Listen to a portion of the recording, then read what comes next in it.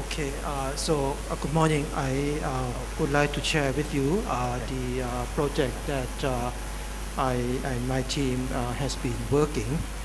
And so this is a kind of project that was initiated by a group of people, a private group of people. So it was started, tell you later, when I work at the Asian Institute of Technology, which is not a real governmental organization. So we have to find our own funding, resources to do the work. But we have received a lot of support from many people, including Dr. Nuchai, Dr. Pani, and then CCU, and then also the Institute for the Promotion of Science and Mathematics Teaching. So this is actually the project name. We call it knowledge sharing and collaborative thinking, which in Thai is Bangalore and Look at Kit. And so this, as I mentioned, is formed by a group of people who realize the importance of the quality education in Thailand and want to improve the quality of education in Thailand by using the information and communication technology. And this project actually was conceived quite some time ago in the early 2000s, but the real project was started in 2007 when I served as a vice president of AIT. So I managed to secure some fund, and then we start to work on this project. And so why we started this project, the reason is really simple. Is for them, it's for the kids. They have potential, they have future, but the problem is that they are not fairly treated, they are not provided with good or quality education. So that is our motivation. And again, we believe that the root of all the problems in Thailand is education. Jerry, maybe you have heard the news of the red shirt and the yellow shirt and all that. And we believe that really in order to solve that kind of problems, we have to solve education problems. So that is the real motivation. And so all the project is based on the following belief that we have. We believe that the kids can learn by themselves, and they can learn very fast if they are given good learning resources. Okay, and we have actually a lot of good teachers, but we don't have enough of them to serve in all the schools. And we also have actually many learning resources, as Dr. Anushai has shown, but the problem is that it's hard to find them and to make use of them. And we also believe that education in Thailand can be improved and can be made better. And it's also believed that learning should be open, should be shared, should be for all, and then should be accessible anywhere and anytime. And based on belief, then we try to create a platform that is easy to be accessible, and then to be openly to be open to everyone. And so based on this, then we have started to do a number of things and have received a lot of support from many organizations. So what we have been trying to do is, first of all, we try to develop and then promote some tools that could lead to quality learning resources. And based on that, then we create a real platform for kids, and we call it Kitty Digital Libraries, which we show you later. It's a digital library that contains learning resources. And then we also believe that it's not only one organization that can do that.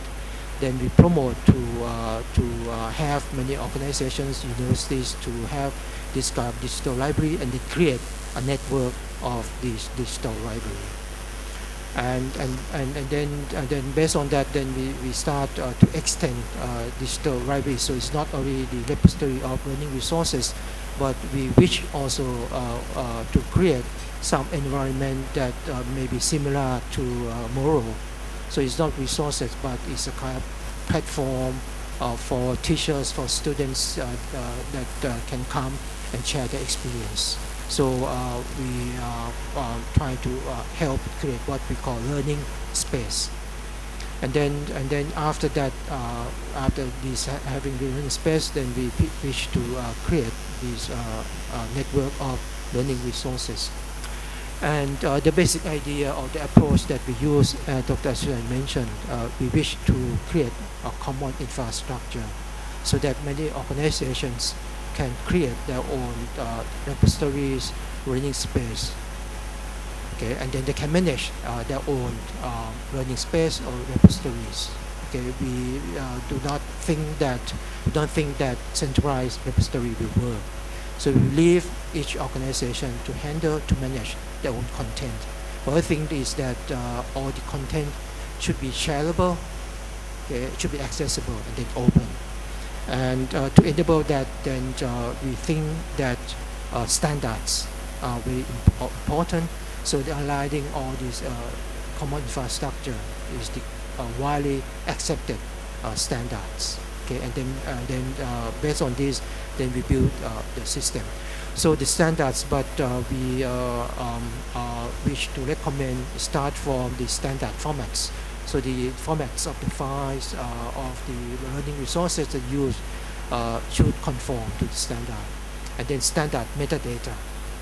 Okay, the metadata that describe resources also should be standardized. And then the protocols that we use to share resources, to share metadata, or to interact all this metadata should also be standardized. So if we use all these standards, then the common infrastructure could be readily constructed. And based on this standard, then we also believe in the openness. So we have the open content, open systems, open source, and what's most important is open mind. The old problem in Thailand, generally we see later that Thai people, they really want to, they love the content, the resources they have created, so they try to protect those resources. So it's not really easy to access, to make these resources open. But we believe that with this OER outside and then with other activities, we might be able to change this mindset of the Thai people. So based on this, so we have this common infrastructure which Dr. Anusha had been briefly shown. So the underlying is open source, open standards, okay, and then we be based on this web technology. So we encourage the utilization of standard metadata, standard formats, and then standard protocols. And then based on this, then we could have a number of systems. And we wish to combine both libraries, digital libraries, learning management systems, LMS, and then other systems together. We want to have an integrated learning environment. Okay. And the way that we are going to share our resources, basically we use a technique called metadata harvesting. So we try to harvest these metadata and leave the content, okay, to be at the owner of that content. And that might, I don't know, might solve the problem of the blockage of the linkage, because we leave that. And the URL that we get will probably be the latest one that the owner of that content has, because they might change, the UI might be changed. Okay, so that is our approach, and based on this approach, actually we have done a number of projects. Okay, we have this this library, the hybrid library, and this TCU Globe Gateway, and the system for the IPSTD. It is for the promotion of science and mathematics teaching. So I will briefly introduce some of the projects that we have done. The first one is the HyLib or hybrid library. The idea of HyLib is that we want to integrate the resources that are available in the paper-based library that is managed by the library automation system or library system. The resources that are available digitally that is managed by digital library or digital repository, and then in order to enable this discovery of this, then we need to have resource discovery system. Then we combine this and then we create what is called HyLib. So HyLib will enable us to get resources that is available physically and also digitally. Okay, and we also create a sample of digital library for kids, and we call this KidDs. And this KidDs is abbreviation of knowledge, imagination, discovery, sharing, and digital.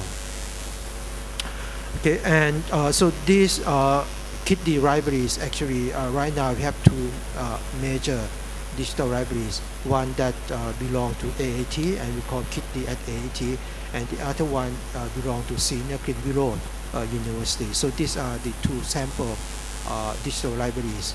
The content actually is obtained from a number of organizations. So you see the nodes. The nodes are the organizations that provide the content to this KidD. So we have Kokoto, or the you may feel strange. We also have content from the Election Commission as well, and then but basically mostly it will be from the Office of Basic Education. Okay, and for Scenic Green Road, they have of course their own demonstration schools, so they have content from their own demonstration school. But these two digital libraries are connected, okay, because they share metadata. So this is the KidD that is available at AAT, and the sources of the content are from these organizations. So sorry, Jerry, you don't can't read, but that. And this is the KidD at Senior Green Road, very colorful because they really made it for kids, so to make it attractive. Okay, and then TCU Growth Gateway, as Dr. Shen mentioned, so this is an attempt to allow us to search for learning resources available in Thailand and also available globally. Okay, so we do both. So TCU Growth Gateway is a resource discovery, and the aim is to enable Thai students to be able to get access to learning resources that are available in Thailand and also in the Globe network. So in the Globe, so this Globe network is a network of networks actually, and Moro is a member of this Globe. So this is the network of learning resources that are available. Okay, and then they have their own network that share the metadata, the learning resources. And what we did is we link, okay, our network with the Globe network through this TCU gateway. And this resource discovery that Dr. Anusha has shown you, the URL, enable you to actually use both Thai and then English keywords in order to get access to this. So with this Globe Gateway, then the students, the users in Thailand can get or look for resources that are available in Thailand and also available globally. Okay, and we also have another project that is going on, is to develop what is called learning space for the Institute for the Promotion of Science and Mathematics Teaching, IPST. And the idea is actually we have we want to develop a one-stop portal, okay, for the content of IPST. So it will be a repository it will be a place where teachers, students can use authoring tools to create content, okay, and then can share content. And the basic idea, even though it may be open, similar to open educational resources, but we also allow teachers who want to sell their content. So we make it a little more flexible. And we believe that good teachers are actually available throughout the country, but have no chance to actually share their content. And they might need some incentive. So we also provide that mechanism as well. So we make a so we will provide a lot of these tools for teachers, for students. Okay, teachers need some tools, some material, okay, so they can use this and then they can create this content. And we will also demonstrate how these OER, okay, that is available could be used. Actually, we follow jury ideas or step that some resources actually can be easily created by using existing resources that are available. And I have one of my students create mathematics textbook.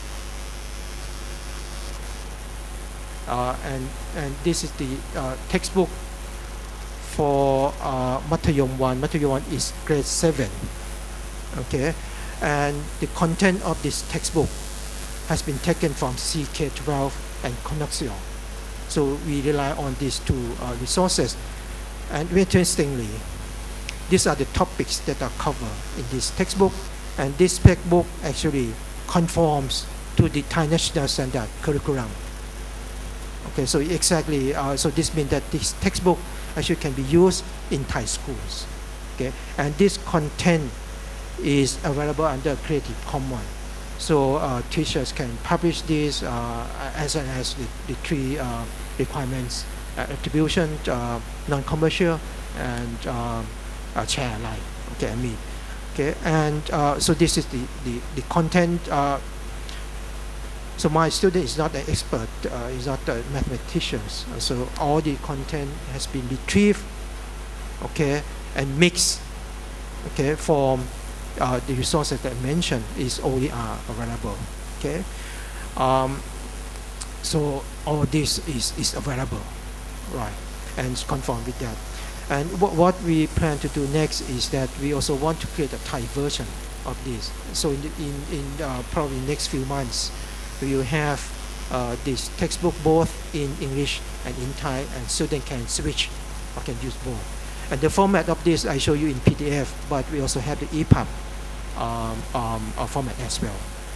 So this is some of the tools that we will make it available on this learning space of this IPSC.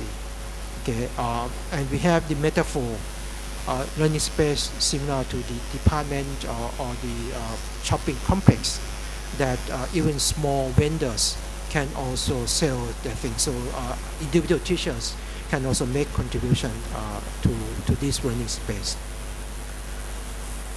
Okay, so that I won't go into detail of that learning time. And so we also help this IPSD to link the resources that are available because they're also supporting some other portal, for example, richardgan.com that most of the time know. And so we have to integrate all these together.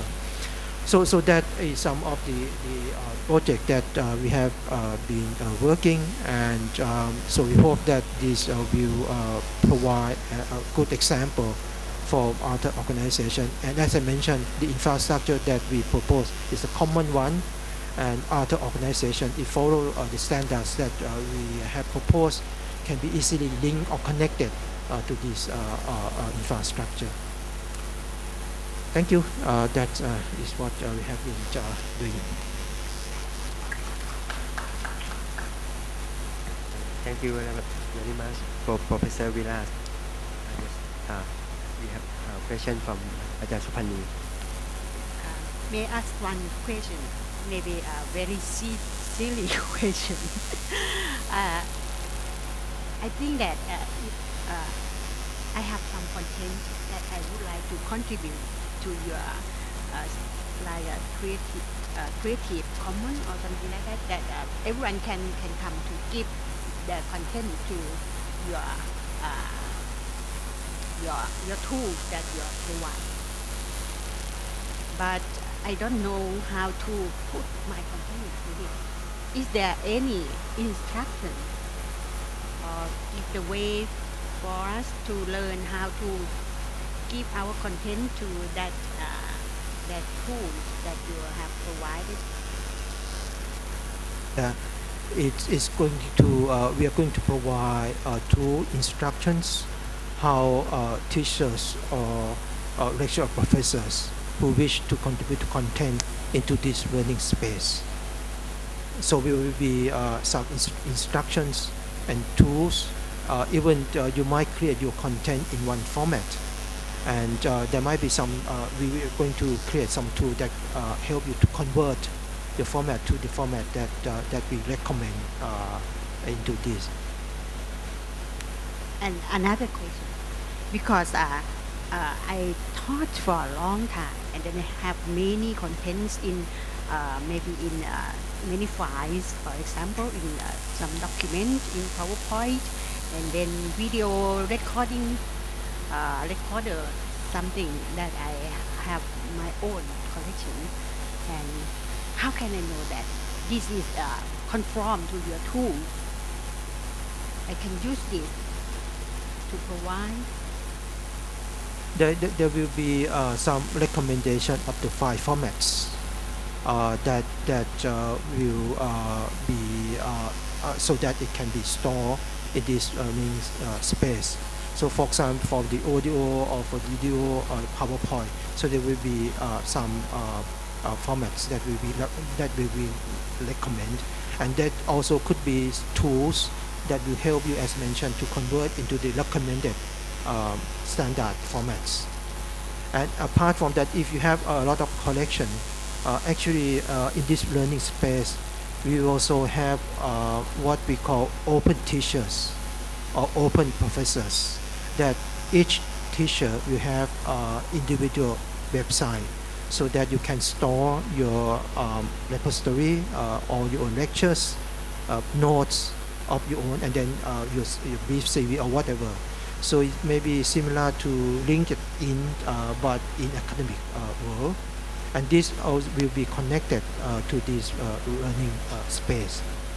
Right now we are actually working for IPSC, which actually focus on school teachers.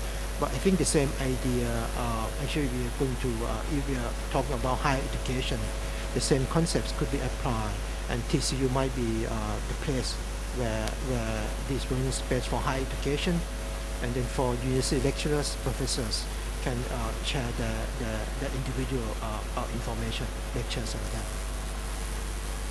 that. And we also see that I think that's Spanila's good question, and I think there are many good professors that probably want to leave their lecture notes, right, and then want to have a sort of archive, and someone that look after the archive even 10 years or 20 years later. And this might be something that TCU or Orin can do. I think it's a good service for good universities or professors who actually have good materials and want to share their material and want to leave it for a long time. It's not to keep with them, but want to share their materials. And then there's an organization that help archive and then preserve this for long-term use. In my understanding, the common infrastructure, there are two things. You are modular design, so you have a lot of service in this common infrastructure, but the organization that implement this infrastructure, they can choose to implement service that they need. And also the common infrastructure have many levels. If the school in the rural area did not have any program, the school can implement the whole set of common infrastructure. But if one university they have their own repository, they can interconnect, but did not implement the whole infrastructure because they connect in the higher level. But all organization, even they have or have not their own infrastructure, they can join this common infrastructure to produce the learning space. Am I right? That's correct. Thank you. And also, I think if, for example, TCU is going to provide cloud service, actually we can have this as software as service as well, where a small school or small university that do not have this infrastructure, they have the expertise, can actually make use of this and then select some of the services that they need. Okay, thank you very much, Professor Vilas. He is very seriously thinking about the common infrastructure and work for it for a long time. Yeah, thank you very much for your idea and your common infrastructure. I'm very sorry that we have very limited time, so we have another 1, 2, 3, 3 presenter. So and I hope that we can have a little bit time, half an hour or more to share our idea and try to find some model to work together. So put